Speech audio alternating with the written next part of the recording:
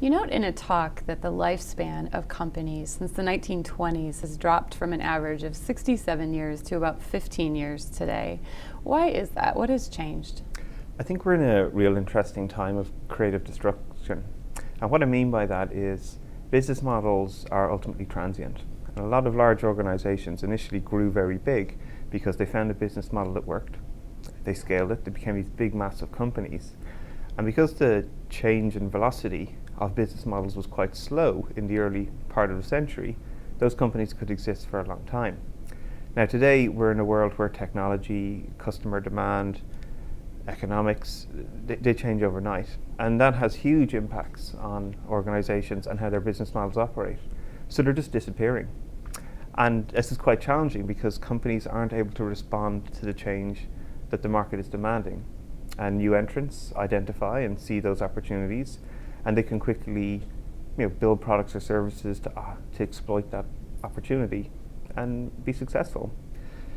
And the other challenge you also see is large organizations, when they have a business model that works, they're focusing on trying to protect it.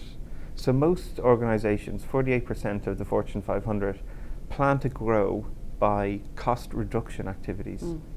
Only 29% actually plan to grow by new products or services.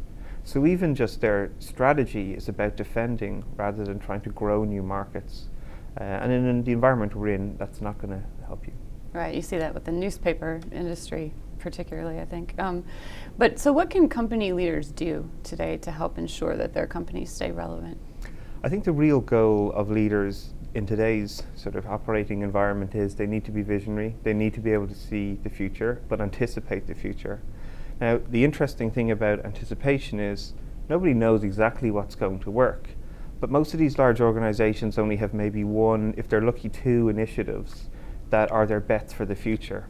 And they're such big bets that they can't go wrong. Now, what you find in other organizations, the very successful ones, is they accept that change is going to happen. Change is the way the world is. So they're constantly making these small bets, lots of experiments all the time about new ideas of products or services or business models that their customers might want. And because there are small investments, they're testing and learning and experimenting with customers rapidly. They find out the things that work early, and more importantly, the things that don't. So they can kill those off early. And that gives them this ability to adapt to the market. They're constantly experimenting, they're constantly trying new things. And when you build that as a culture of your company, you're always going to be successful in a complex domain. And can you talk a little bit about XCamp and what its goal is? Yeah, the goal with ExecCamp was, what I was constantly experiencing working with large organizations was this: we need to transform. Executives, we need to transform. But what they were really saying was everyone else needed to transform, not themselves. So I just got tired of trying to be involved in these large transformation projects that weren't working. They'd work for a year or two. Companies would generally call them Phoenix, trying to change the business. But people would just sit them out. They knew they were change programs. They knew if they just kept doing the same thing, nothing would change. And more importantly, the executives weren't changing. So really what I wanted to do was create an experience where the first people who went through the change process were actually the leaders of the organization, the executives themselves. So I created ExecCamp with the goal to get executives to leave their business for a period of 4 to 8 weeks, with the goal of trying to launch a new business to disrupt their existing business. So really get these people back on the front line of what it's like to do experimentation, test and learn at new products again. And really it's just been a transformational experience for them. Finally, we have this belief that you have to think your way to a new culture, but it's actually failed. You have to act your way there. People will only change their behaviors when they're involved in an experience that makes them change their mental model, their view of the world. So really what I've found with ExecCamp is by putting the executives back at the heart of the innovation process, by getting them to build prototypes themselves, talk to customers and get feedback on their ideas themselves, that's where they have the actual breakthrough. And then can go back not only with loads of ideas they've tested for their new company, but coaches for other people in the organization about how to do new product development and test and learn methodologies. And really have a huge impact across the entire organization. That's interesting. And so kind of related to that, you said in a recent interview that you firmly believe we'll see more and more entrepreneurs in the future. Why is that? Well, I think we're here at OSCON, right? Open source. Like I could start a business in 3 minutes if I want. Sure. I could get a web page up, I could socialize it, I can have people aware of my idea. And I think what you'll find more and more, especially in next generation, like they don't feel that they're locked into anything, right? They don't feel like they have to be part of a company for 20 years because that's what their parents did. You know, there's more autonomy about how you want to live your life, where you want to live your life. And I think with the advantage of what technology can offer people, they can identify new problems, they can use technology to help them solve those problems and scale them infinitely. So I just think it's just something to look out for. It's an exciting area, and lots of people I think will want to take ownership back over their life, the experiences and the things that they want to learn. And I think that's what entrepreneurialism offers. And kind of getting back to the first question I asked about the success of companies, you had a Q&A on Twitter recently where you said that a company's purpose is its most defining aspect. Can you talk a little bit about why the mission or purpose statement is so important? Absolutely.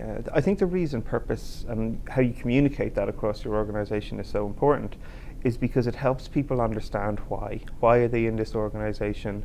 What is it trying to achieve? And how can I contribute to achieving that?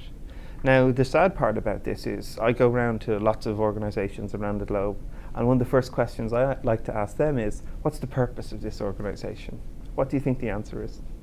Money. Right. I would say 90% of the time people go, make money. Now, how inspiring is that? Right. How does that make you? And often it's not even your money, it's money for someone else. Stakeholders, shareholders that you're so far removed from you. That doesn't drive motivation in people, it doesn't help them make good decisions.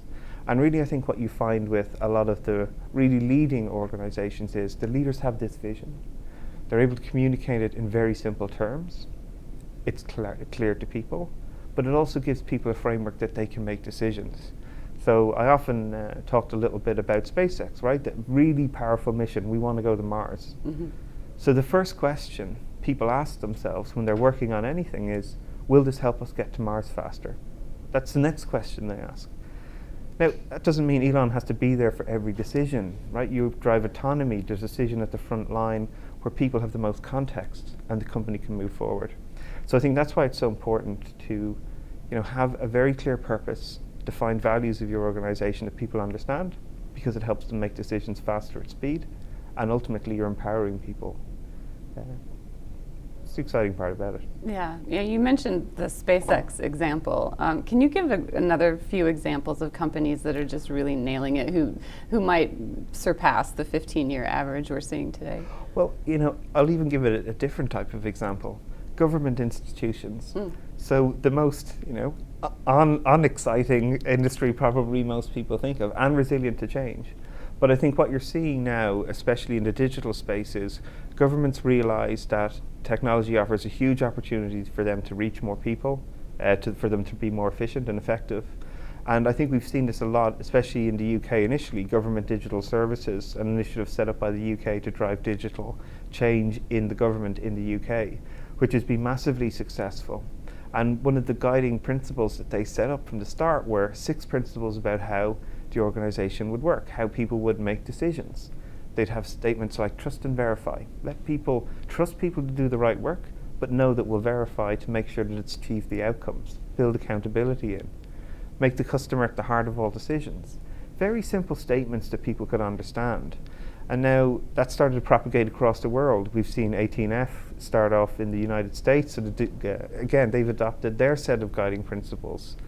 O'Reilly even has their own guiding principles on your site. So, these things about driving and, autonomy through people, unity across a purpose that they're working towards, they're very powerful. And I think organizations that get that right, get the type of people that want to make decisions, that want to take ownership of their work. And I think if you can get those people into your company, you're going to be successful, of course, much more than those who don't. It's interesting. And so last question for you. What people or projects are you following? What are you finding personally interesting these days? Well, I'm very lucky. My wife works for the UN. She works on the Ebola response team and the Zika virus. So I think seeing how people are trying to respond to areas where people are having massive difficulties. It's emergency response, it's pandemic planning. So people are in a high stress environment. How do they make good decisions when you're in a high stress environment? The leadership required in that. I'm really interested in that.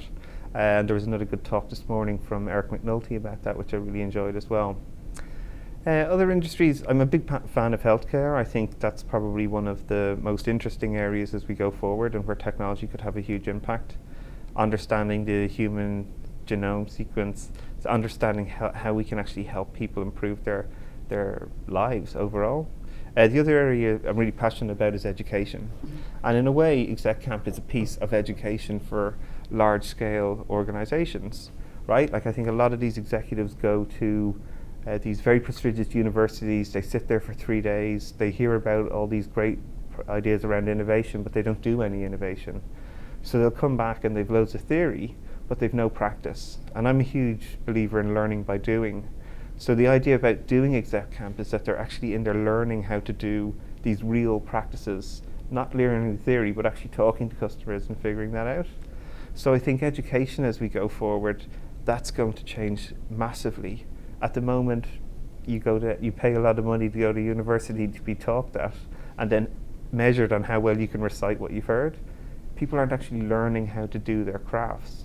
And I think this is why, again, you'll see more of a rise of entrepreneurialism. People who are naturally intuitive, who want to experiment, who want to try new things, will just go on the internet and see these things and apply them. So they'll actually start to learn faster because they'll be experiencing, doing things, rather than just reading about things.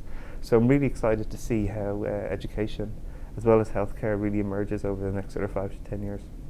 Well, thank you very much for talking with me today. This has been fun. Pleasure. Thanks for having me.